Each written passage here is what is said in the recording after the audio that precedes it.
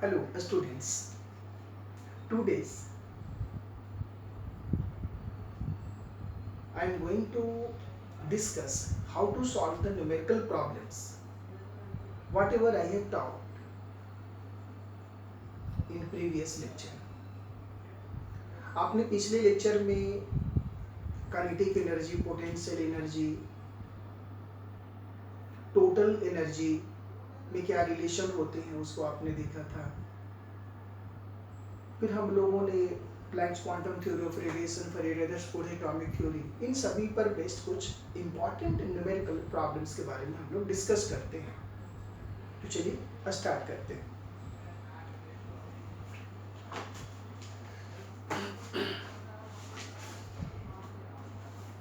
तो first questions जिसके बारे में मैं डिस्कस करने जा रहा हूँ वो क्वेश्चंस है,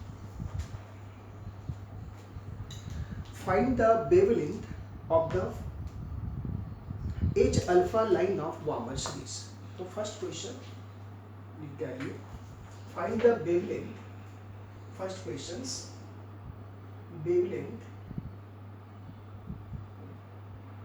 wavelength of H alpha lines of Warmer series.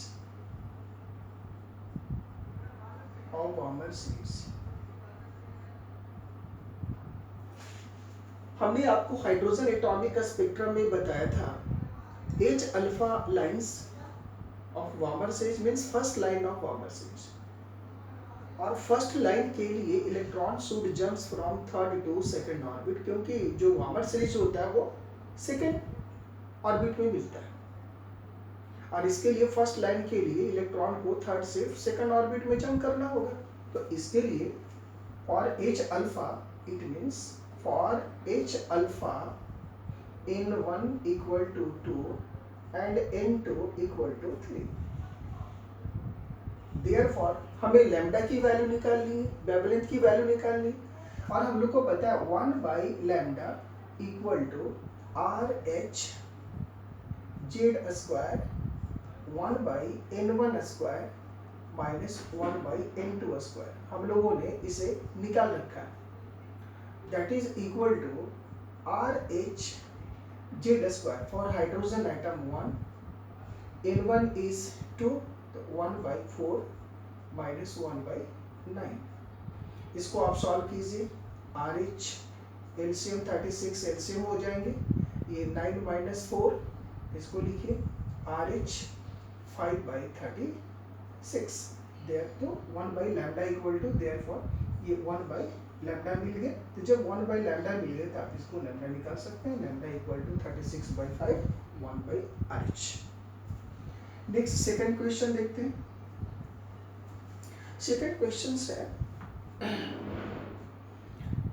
H alpha line of Balmer series is 6500 angstrom. देखिए ध्यान से सुनिएगा, H alpha line of Balmer series is, value दिए हुए हैं, H alpha line for Balmer series is 6500 angstrom. H alpha line के लिए वो दिए हुए, इसके वैल्यू दिए हुए हैं 6500 एंगस्ट्रॉम। तो this one is the value of lambda, यानी लैम्डा फॉर एच अल्फा ये दिए हुए हैं। Next, the wavelength of H gamma line, तो हमें फाइंड करना है एच गामा लाइन के लिए वेवलेंथ क्या होगा, वेवलेंथ, इसको हमें फाइंड आउट करना है। यानी एच अल्फा के लिए वेवलेंथ दिया हुआ, यानी lambda H alpha equal to 6500 is given, तो हम लोग निकालना है लैम्डा एच गामा क्या होगी। ठीक है, तो चलिए हम लोग इसको फाइंड आउट करते हैं। तो एच अल्फा मींस अभी हम लोगों ने देखा था electron should jumps from third to second orbit, और यानी first line of Balmer series is called H alpha. तो देखिए देयरफॉर फॉर एच अल्फा, और H alpha 1 by lambda equal to, यहाँ से अभी हम लोगों ने निकाला, यहाँ तो निकाला ही, मैं इसी को लिख देता हूँ, यहाँ से हम लोगों ने निकाल रखा है, यहाँ से तो हम लोगों ने यहाँ से निकाल रखा है H alpha 1 by lambda equal to R H 5 by 36 1 by lambda. तो इसको मैं यहाँ से ले लेता हूँ, तो ये हो गया आर एच 5 बाई 36।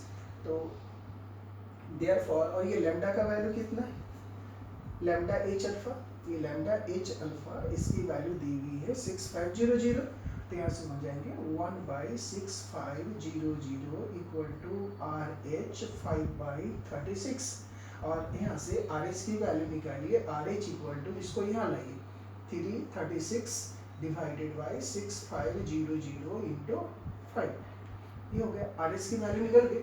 और RH रेडबर्ग कांस्टेंट है और इसकी वैल्यू ईच डिफरेंट सेल के लिए डिफरेंट होता है, जबकि एक एनर्जी ऑर्बिट के लिए इसकी वैल्यू फिक्स्ड होती है, ठीक है। तो नेक्स्ट अब हम लोग निकालना है H गामा के लिए क्या होता है, देखिए फॉर H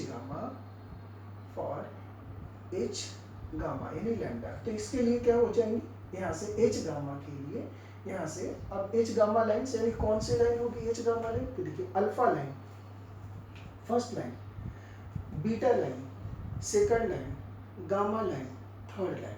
तो H अल्फा के लिए देखिए, H अल्फा के लिए electron should jumps from 3 to 2nd, H beta के लिए electron should jumps from 4 to 2nd, और H गामा के लिए electron should jumps from 5th to 2nd, 5th to 2nd। तब देखिए H अल्फा के लिए, यहाँ से H गामा के लिए क्या हो गया 1/λ दैट इज इक्वल टू, यहाँ से देखिए RH इंटू, अब इसकी वैल्यू 1/n1² माइनस 1/n2², और इसकी वैल्यू आप निकाल लीजिए इक्वल टू RH की वैल्यू यहाँ आपने निकाल रखा है 36/6500 इंटू 5, और यहाँ से 1/n1 यानी 4 माइनस 1/25। अब इसको सॉल्व कीजिए, तो ये हो गए 36 डिवाइडेड बाई 6500 इंटू 5 इंटू 4 और 25, तो 1/4 इंटू 25, यहाँ आ जाएंगे 25 माइनस 4, इसको सॉल्व कीजिए 36 डिवाइडेड बाई 6500 इंटू 5 इंटू 24 में से 4 घटा दीजिए 21 डिवाइडेड बाई 4 इंटू 25, और ये निकल गया 1/λ। तो यहाँ से लैम्डा की वैल्यू आप कैलकुलेट कर सकते हैं, इसको सॉल्व कर लीजिए, जो वाली वैल्यू वो उसका आपका आंसर आ जाएगा। इसको कटकुट कर करके आप तो जोड़ घटाव कर सकते हैं, इसको कर करके आप लैम्डा की वैल्यू फॉर ये गामा लाइंस के लिए आप निकाल सकते हैं। नेक्स्ट क्वेश्चंस देखिए,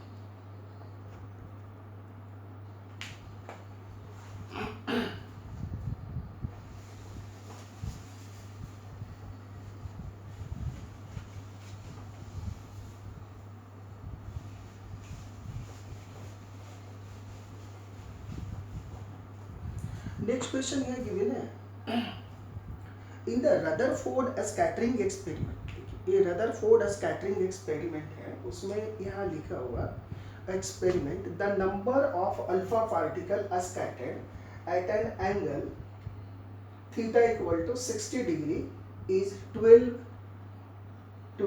पर मिनट, यहाँ दिया हुआ, यहाँ पर लिखा हुआ है कि number of scattered alpha rays, यानी number of alpha rays that is scattered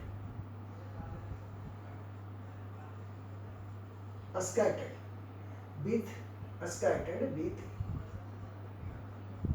an angle 60 degree is 12 per minute, यहाँ ये गिवन है। तो हमें ये फाइंड आउट करना है कि the number of alpha particle पर minute when a scattered angle is 90 degree, तो हमें निकलना है, हमें यहाँ फाइंड आउट करना है कि कितने अल्फा रेज स्कैटर्ड होंगे यदि यही एंगल 60 डिग्री से बढ़ करके 90 डिग्री का हो जाता है, यानी जो अल्फा पार्टिकल का जो स्कैटर्ड कर रहा है वो 90 डिग्री एंगल से स्कैटर्ड करे, तो कितने number of alpha particles scattered करेंगे। तो सबसे पहले देखिए, मैंने आपको फॉर्मूला बताए थे, kinetic energy of the scattered alpha rays 1/2 mv² whole square, and the number of alpha particles scattered with angle theta, इसको हमने बताया था k divided by sin 4 theta by 2, तो यहाँ से अब हम लोग निकाल सकते हैं, since therefore number of scattered alpha particles equal to k divided by sin to the power 4 theta by 2. Here theta is 12. तो जब थीटा की value sorry theta is 60 degree, तो 60 इसके यहाँ थीटा की वैल्यू 60 डिग्री आप रखोगे तो नंबर ऑफ अल्फा पार्टिकल्स यहाँ गिवन है 12 पर मिनट है, तो यहाँ इसकी वैल्यू दे दीजिए 12 पर मिनट हो गया, और यहाँ से k divided by sine to the power 4 theta का वैल्यू 60 डिग्री डिवाइडेड बाई 2 तो हो गए 30 डिग्री, और लिख सकते हैं k equal to 12 into sine to the power 4 30 degree, sine 30 degree 1/2, तो ये 12 इसकी वैल्यू दे दीजिए, तो 1/2 टू द पावर यहाँ 4 हो जाएंगे, तो ये k की वैल्यू यहाँ से निकल गई। तो देयरफॉर फिर से हम निकालें, therefore number of alpha particles that are scattered with an angle 90 degree, particles are scattered with angle 90 degree, that is equal to k divided by sin to the power 4 theta by 2, यानी मैं यहाँ 45 degree लिख देता हूँ, 45 degree. अब यहाँ से देखिए k की वैल्यू ये 90 डिग्री, ये तो आपको निकालनी है, k की वैल्यू यहाँ से हम लोगों ने निकाल रखा है, तो इसको आप सॉल्व कीजिए, k 12 into 1/2 to the power 4, तो इसको मैं कर देता हूँ 2 टू दी पावर 4, तो 2 टू दी पावर 4 इसका 2 स्क्वायर इंटू 2 स्क्वायर कर देता हूँ, तो ये 4 हो गया, तो 4 3 जा 12 हो जाएंगे, divided by sine to the power 4 45 degree, तो साइन 45 कितने 1/√2 होल टू दी पावर 4। अब इसको आप सॉल्व कीजिए, तो नेक्स्ट यहाँ पर ही कितने हो गए, दैट इज इक्वल टू ये 3 इंटू ये हो गए 1/4, 3 इंटू 1/4 डिवाइडेड बाई इसकी वैल्यू 1/√2, तो ये √2 जो है ना इसको ऐसे लिख सकते हैं, √2 पर पावर 4 है तो रूट स्क्वायर, और ये √2 का स्क्वायर, ऐसे आप लिख दीजिए, तो ये कितने हो जाएंगे 3 इसको नीचे मैं लिखता हूँ साइड दिखाएंगे, ये 3/4 मल्टीप्लाइड बाई इसको ऐसा कर दीजिए, तो ये हो गए 2, ये हो गए 2, तो 2 इंटू 2, तो ये दोनों कैंसिल 4 हो गए, equal to only 3 lines. It means there are 3 alpha particles would be deflected with angle 90 degree.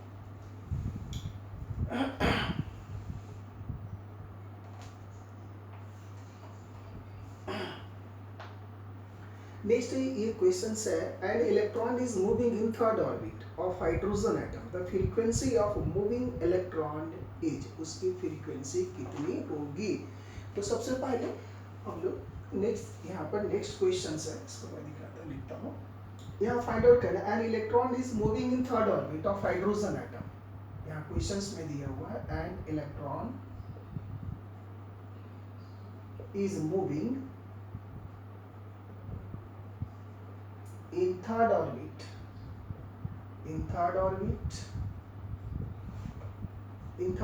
of hydrogen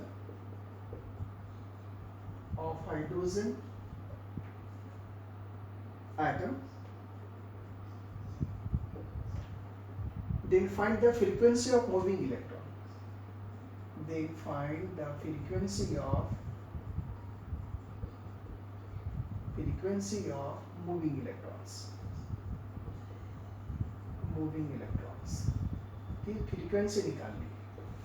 तो यहाँ से ये थर्ड ऑर्बिट में इलेक्ट्रॉन मूव कर रहे हैं, तो हम लोग ये पहले निकालते हैं, therefore energy of third orbit यानी कि E3 energy of third orbit, that is equal to ये एनर्जी का ये इलेक्ट्रॉन वोल्ट में निकालेंगे, तो -13.6 इंटू यहाँ Z square by n square, energy of nth orbit होते हैं, ऐसा En का ये फॉर्मूले है, तो यहाँ E3 इक्वल टू कितने -13.6 इंटू फॉर हाइड्रोजन 1 हो गए, थर्ड के लिए 3 स्क्वायर हो गए, ठीक है। तो ये एनर्जी ऑफ थर्ड ऑर्बिट आपको निकल गए, यहाँ से निकल गए। अब इसको 3 से इसको आप डिवाइड कर दीजिए, तो इम्प्लाइज दैट ये 3 इक्वल टू ये 9 है ना, तो ये 1.5 आएंगे, 9 1 हो जाएंगे तो 36 हो जाएंगे, तो 9 बजे 35 यहाँ 31.5 इलेक्ट्रॉन वोल्ट, इतने आ गए E3 इक्वल टू। अब ये E3 निकल गए तो हमें निकालने थे इसके फ्रीक्वेंसी। तो देखिए फ्रीक्वेंसी कैसे, हम लोगों को ये पता है energy that is equal to h nu that is equal to minus 1.5 electron volt.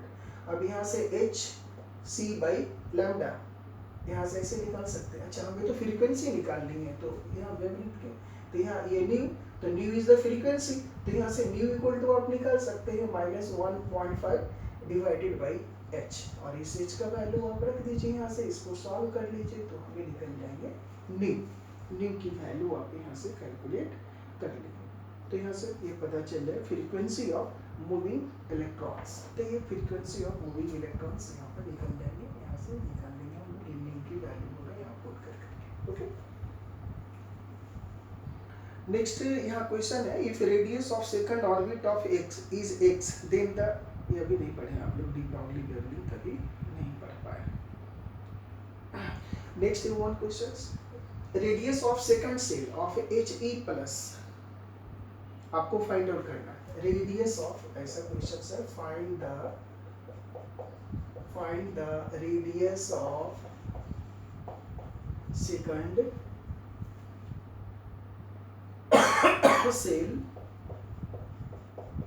Second shell of He plus ions, helium ions की रेडियस। तो हम लोग ये निकाल चुके हैं, radius of n orbit 0.529 into n square by Z angstrom, ये हम लोगों ने निकाल चुके हैं। हाइड्रोजन लाइक स्पेसेस के लिए, जैसे हाइड्रोजन यहाँ हीलियम आयंस है, तो हीलियम आयंस के लिए रेडियस का फॉर्मूला, तो हीलियम आयंस के लिए हम निकालेंगे He प्लस के लिए, तो He प्लस के लिए R, He प्लस आयंस के लिए, तो 0.529 इंटू, देखिए हमसे क्वेश्चन कहाँ गया है, हाँ, radius of second shell of He plus ion, second shell के लिए n की वैल्यू 2 हो जाएगी, तो यहाँ पर 2 स्क्वायर हो गया। जेड की वैल्यू हीलियम है, तो उसके लिए वैल्यू कितनी हो जाएंगी, एटॉमिक नंबर उसके 2, और ये ऑर्बिट नंबर कितने हैं, सेकंड सेल है तो ऑर्बिट नंबर 2, ये दो कैंसिल कर लीजिए, 2 से डिवाइड कर दीजिए इसको, ये 2 से मल्टीप्लाई कर देते, 0.529 इंटू 2 एंगस्ट्रॉम, इसको मल्टीप्लाई करके जो है वो इसके आंसर होंगे। रेडियस ऑफ 2 इंटू इतने, कभी कभी ऐसे इसको जो लिखते हैं तो बोर रेडियस के बराबर है ना, तो कभी कभी ये ऑप्शन में नहीं रहता, ऐसा रहता है ए नॉट, तो ए नॉट के टर्म में इसको लिखेंगे तो 2 इंटू ए नॉट रेडियस। इस तरह से हम लोग निकाल सकते हैं, न्यूमेरिकल प्रॉब्लम्स आप बना सकते हैं।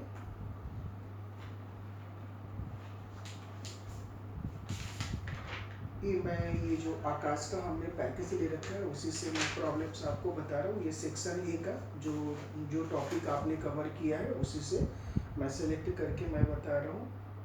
अब इसमें जो क्वेश्चंस थे उसे आपने कर डाला। कुछ और क्वेश्चंस देखिए मैं बता रहा हूँ।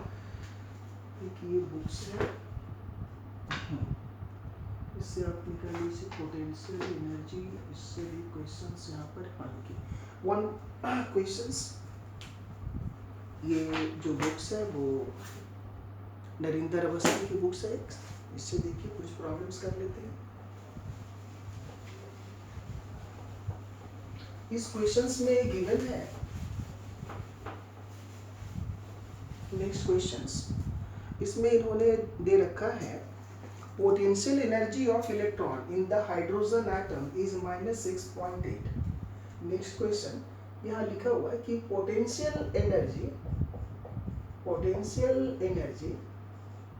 Equal to -6.8 electron volt, indicate in which excited state the electron is present. अब यहाँ पर आपको निकालना है in which excited state electron is present,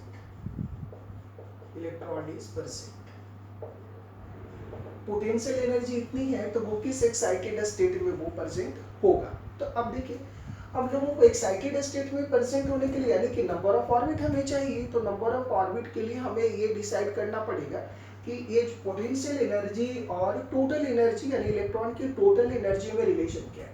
तो आप ये जानते हैं कि ET total energy of electrons, ठीक है, और energy of electrons that is equal to, that is energy of electron equal to potential energy divided by 2. That is the relation between total energy and potential energy. और यहाँ से अब इसकी value आप बढ़ा लीजिए, ये निगेटिव होंगे तो यहाँ से अब ये क्या हो जाएंगे ET टोटल एनर्जी। तो टोटल एनर्जी की जो वैल्यू होती है, यहाँ टोटल एनर्जी जो हम लोग निकालते हैं तो उसमें हम लोग को ये टोटल एनर्जी की वैल्यू निकालने के लिए आप इलेक्ट्रॉन वोल्ट में लिख लीजिए। ये इलेक्ट्रॉन वोल्ट में दिए हुए हैं, इसका इलेक्ट्रॉन वोल्ट का value -13.6 Z² by n² equal to यहाँ पोटेंशियल एनर्जी 6.8 डिवाइडेड बाई 2 और ये हो गए आपके माइनस, ये माइनस और इधर भी माइनस थे ना, माइनस ये दोनों मैं कैंसिल कर देता हूँ, इसको हटा देता हूँ, इधर हटाइए माइनस, अच्छा यहाँ लिख ही देता हूँ मैं, ये दोनों कैंसिल कर लीजिए। तो ये हो गया 13.6 for hydrogen atom Z is 1² n we have to calculate here equal to 6.8 divided by 2, इसको कैंसिल करूँगी यार 2 से, 2 3 जा 6.4 और इसको कैंसिल कर लो, ये 4 से कैंसिल हो जाएंगे। तो यहाँ से क्या हो जाएंगे n² equal to 4, therefore n equal to 2, यानी कि वो सेकंड ऑर्बिट में इलेक्ट्रॉन है और सेकंड ऑर्बिट की पोटेंशियल एनर्जी इतनी होती है। क्लियर। नेक्स्ट क्वेश्चन देखिए, एक और क्वेश्चन है इंक्रीज, ये अरेंज द फॉलोइंग, एक और वन मोर क्वेश्चंस देखिए, arrange the following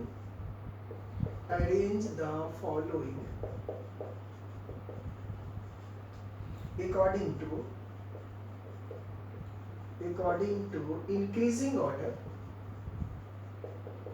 increasing order of the value of E by m।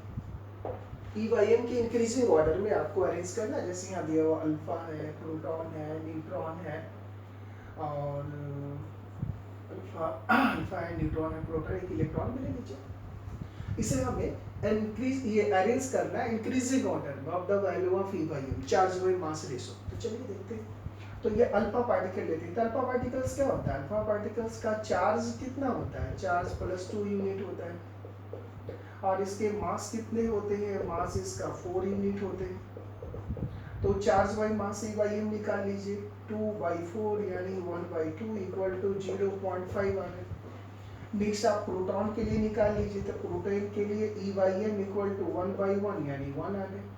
Next alpha हो गया, प्रोटॉन हो गया। न्यूट्रॉन के लिए देख लीजिए E by m, तो न्यूट्रॉन क्या है, न्यूट्रॉन का चार्ज तो 0 होता है, तो ये भाई ये कुछ भी होते तो 0 ही आएगा।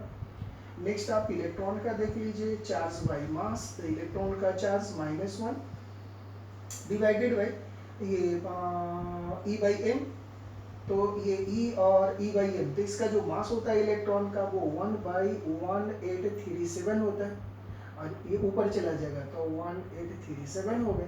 तो अब इसको अरेंज कर लीजिए। इसमें सबसे कम कौन है, इंक्रीजिंग ऑर्डर में यानी सबसे कम वाले फर्स्ट ढूंढना होगा, तो ये न्यूट्रॉन का हो गया। उसके बाद ये किसके लिए थे, अल्फा के लिए हो गया, तो न्यूट्रॉन, अल्फा, फिर आ जाइए प्रोटॉन, फिर ये इलेक्ट्रॉन। तो इसका ऑर्डर हो जाएगा, ये इसके ऑर्डर हो गया आपका, जो ऑर्डर इसको निकालेंगे, ऑर्डर्स आर न्यूट्रॉन, फिर उसके बाद अल्फा, फिर उसके बाद प्रोटॉन, देन इलेक्ट्रॉन। ऐसा this one is the order.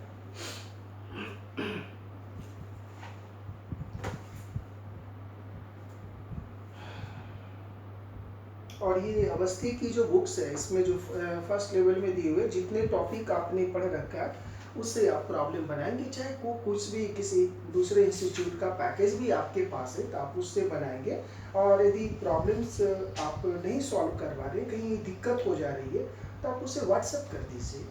मैं आपको बता देता हूँ व्हाट्सएप नंबर जो है वो ये है 896, नीचे ही मैं लिख देता हूँ। व्हाट्सएप नंबर है वो 8969553258।